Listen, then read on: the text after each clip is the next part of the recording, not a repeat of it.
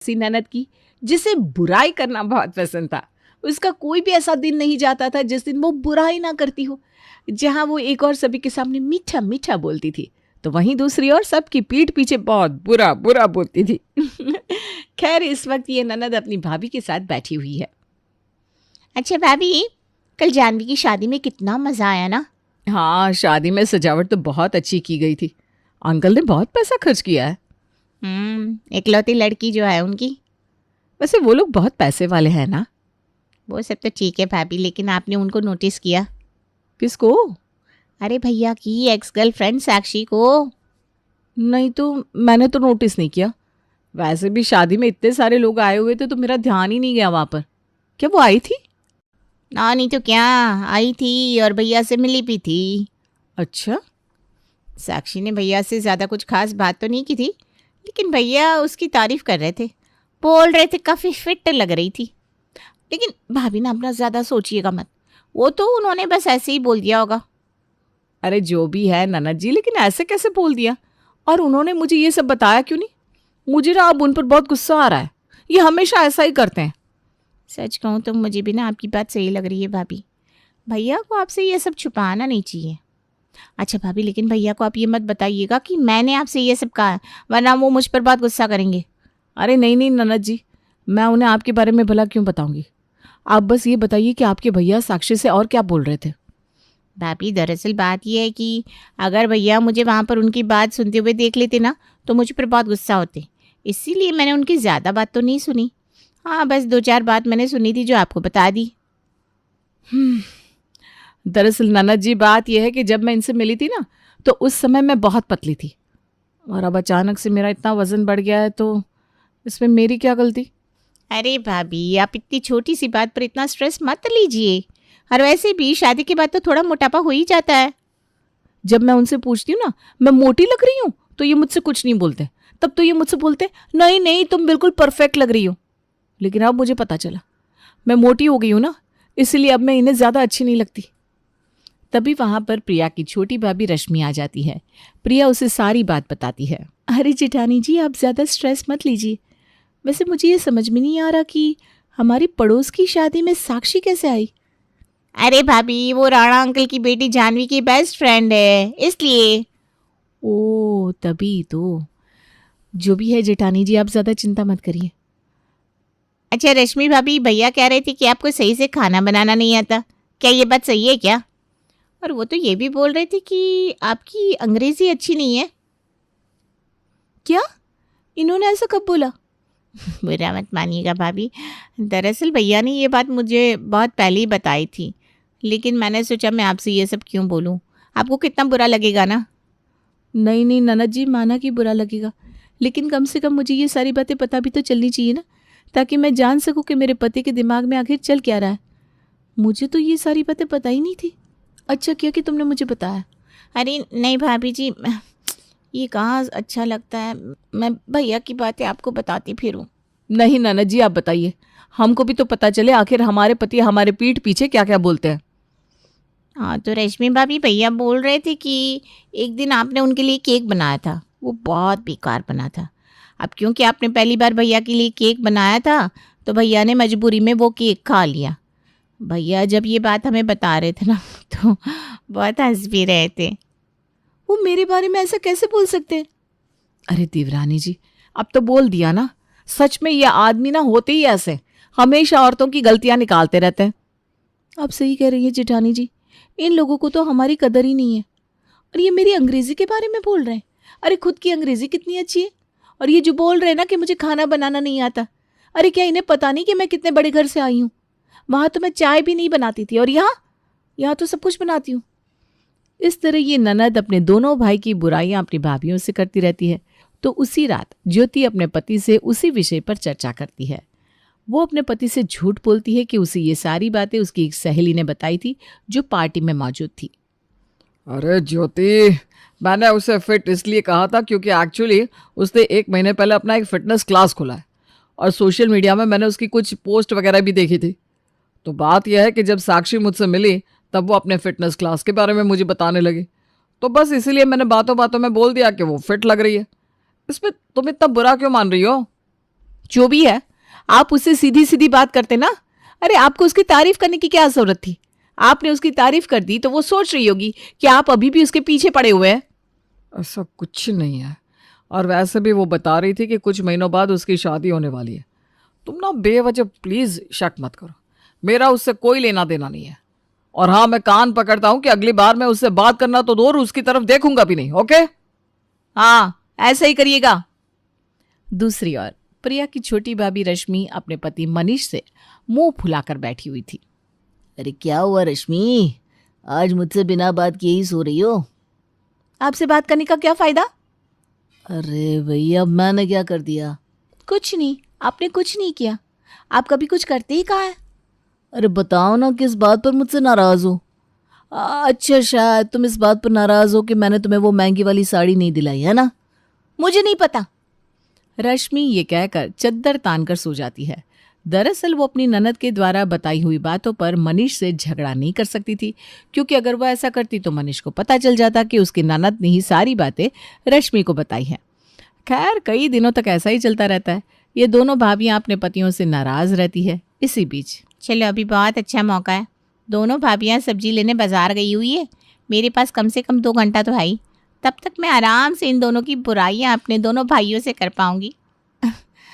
रोहन भैया, मनीष भैया, आप दोनों क्या कर रहे हैं?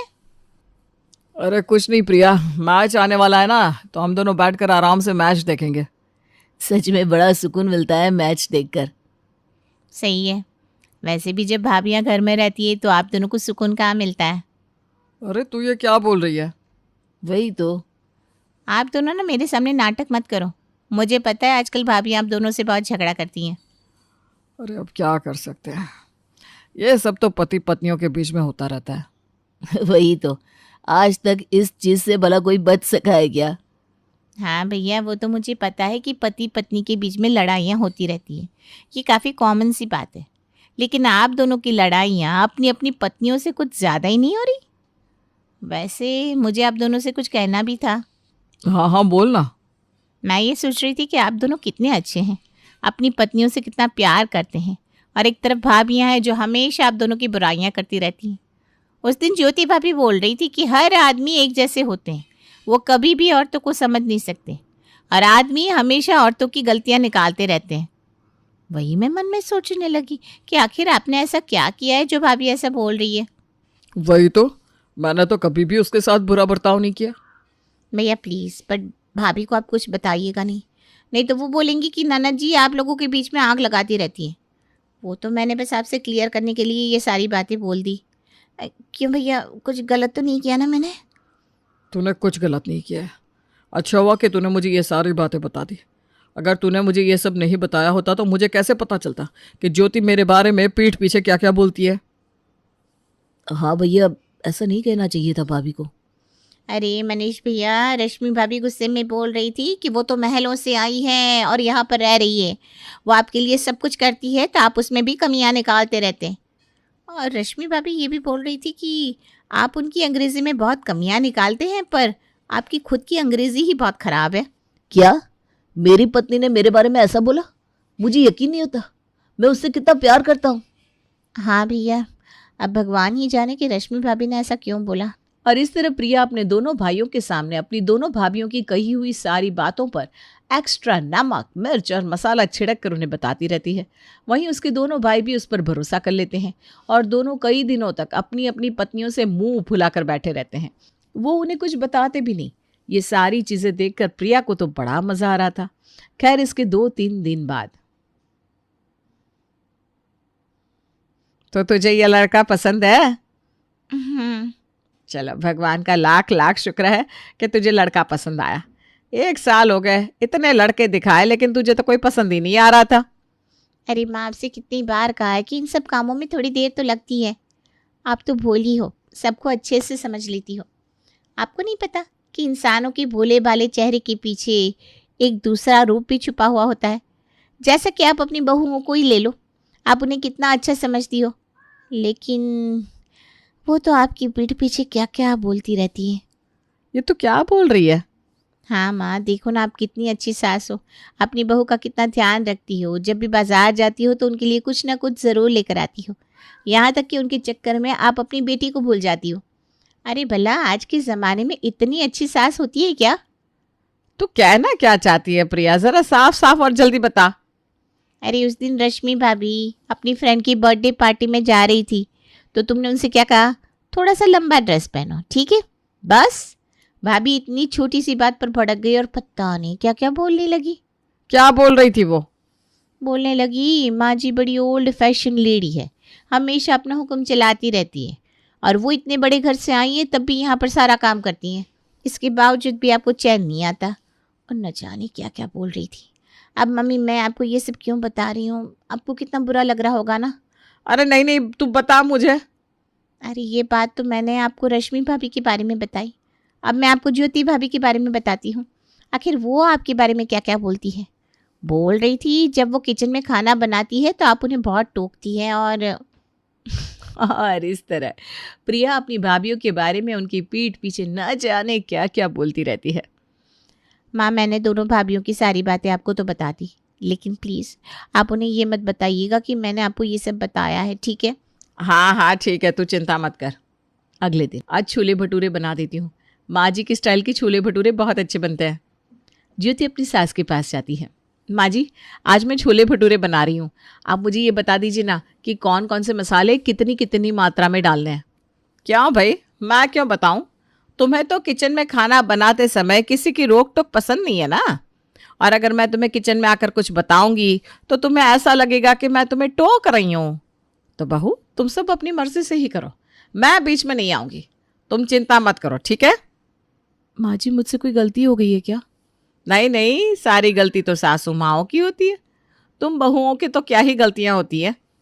ज्योति उदास होकर किचन में चली जाती है। तभी वहां पर रश्मि आती है। पता नहीं सासू माँ को क्या हो गया है, आज मुझसे भी सही से बात नहीं कर रही थी। आज सुबह जब मैं चाय लेकर उनके कमरे में गई तो बोल रही थी तुम्हें काम करने की क्या ज़रूरत है। रश्मि कहीं ऐसा तो नहीं कि सासू माँ ने हमारी बातें सुन ली हो? हाँ जिठानी जी, हो सकता है। ऐसे ही दिन बीतते रहते हैं। तभी एक दिन, देखिए नाना जी, हमें पता है कि आप हमारे पीठ पीछे हमारी बुराइयां करती हैं, आप हमारी बुराइयां करिए, कोई बात नहीं, लेकिन आप बेवजह गलत गलत बातें सासू माँ को और हमारे पतियों को तो मत कहा करिए। इस तरह दोनों भाभियां अपनी ननद को बहुत समझाती हैं, लेकिन ये ननद कहाँ मानने वाली थी। खैर इसी बीच प्रिया की शादी भी हो जाती है। सूरज जी आपकी माँ बड़ी अजीब है, उस दिन पता नहीं आपके बारे में वो मुझसे क्या क्या बोल रही थी। क्या बोल रही थी मेरी माँ? बोल रही थी कि 7 साल पहले तुम नशा वगैरह करते थे और बहुत बिगड़ गए थे। उस वक्त तुम्हारी गर्लफ्रेंड भी थी जिसके चक्कर में तुमने घर का बहुत नुकसान करवाया था। वो अरे अब चिंता मत करो, वो आपका पास्ट था, मुझे आपके पास्ट से कोई मतलब नहीं है। मुझे तो बस इस बात से मतलब है कि आप प्रेजेंट में कैसे हो। थैंक यू प्रिया, तुम बहुत अच्छी हो। प्रिया तो सारी बातें अपने पति से कह देती है, लेकिन इन सभी बातों के कारण उसके पति के अंदर अपनी माँ के प्रति बुरी भावना जागृत होती है। उसी शाम प्रिया अपनी सासू माँ के पास बैठती है। माँ जी आप बहुत अच्छी हैं, आप मेरी सारी ज़रूरतों का कितना ध्यान रखती हैं, और एक तरफ मेरे मायके वाले हैं जो मेरे बारे में सोचते ही नहीं, और जब से भाभी आई है ना घर में वो सब तो मुझे भूल ही गए हैं। अच्छा जी माँ जी, मेरी दोनों भाभियाँ मुझसे बहुत चिढ़ती हैं, हालांकि उन्हें सब कुछ मिलता है, और मेरी माँ वो भी कम नहीं है। और इस तरह प्रिया अपने मायके वालों की बहुत बुराइयां करती है। ऐसे ही दिन बीतते रहते हैं और इसी बीच ज्योति की बेटी होती है, तो प्रिया के ससुराल वाले उसके मायके पहुंचते हैं। समधन जी मुबारक हो। शुक्रिया समधन जी, आइए आइए। इसके बाद सभी लोग पार्टी एंजॉय करते हैं। वहीं ज्योति की गोद भराई की पार्टी में प्रिया की बचपन की सहेली भी आई थी। आज के दिन भी प्रिया अपनी सहेली से अपने ससुराल और मायके वालों की खूब बुराई कर रही थी। यार तेरे ससुराल वाले इतने बेकार है। हाँ यार मेरी तो लाइफ ही ऐसी है। दोनों की सारी बातें प्रिया की सास सुन लेती है। जब रात होती है, सारे मेहमान चले गए थे। वाह बहू वाह, तुमने तो अपने ससुराल वालों और अपने मायके वालों को नाम ऊंचा कर दिया है। मतलब माँ जी, मतलब ये कि तुमने अपनी सहेली से हमारे बारे में और अपने मायके वालों के बारे में जो कुछ भी बोला है ना बेटा, मैंने सब सुन लिया। और प्रिया की सासू माँ जोर जोर से सारी बातें उसकी मायके वालों को भी बता देती है। प्रिया, तू ऐसा करेगी मुझे यकीन नहीं हो रहा। अपने मायके वालों की बुराई। माँ वो तो बस मैंने ऐसे ही। ननद जी ऐसे ही मतलब क्या है आपका? आपको पता भी है आपकी पीठ पीछे बोलने की आदत से हम सबके लाइफ में कितना बड़ा इम्पैक्ट पड़ रहा है। सच में इससे ही बोलते हैं घर का भेदी लंका ढाए। और प्रिया, तुमने अपनी सहेली से मेरी भी बुराई की। आखिर मैंने तुम्हारे साथ ऐसा क्या कर दिया था? मैं तो सोच रहा था कि तुम मुझसे बहुत खुश हो, लेकिन यहाँ तो सब उल्टा ही है। प्रिया, तेरी वजह से मैं तेरी भाभी के बारे में कितना बुरा सोच रहा था। सच में प्रिया, तूने ये बहुत गलत किया, वो भी अपने ही परिवार वालों के साथ। और इस तरह सभी लोग प्रिया से बहुत नाराज होते हैं। प्रिया, कल हम तुम्हारे मायके से चले जाएंगे, लेकिन तुम यहीं पर रहोगी। और तुम यहाँ तब तक रहोगी जब तक तुम अपनी ये बेकार आदत सुधार नहीं लेती, क्योंकि मुझे बेवजह अपना माथा खराब नहीं करना। नहीं माँ जी, ऐसा मत कहिए। मुझसे बहुत बड़ी गलती हो गई है, मैं मानती हूँ। मैं आप सभी से वादा करती हूँ कि मैं लोगों की पीठ पीछे बोलने वाली आदत छोड़ दूंगी। तो प्रिया के कई बार माफ़ी मांगने के बाद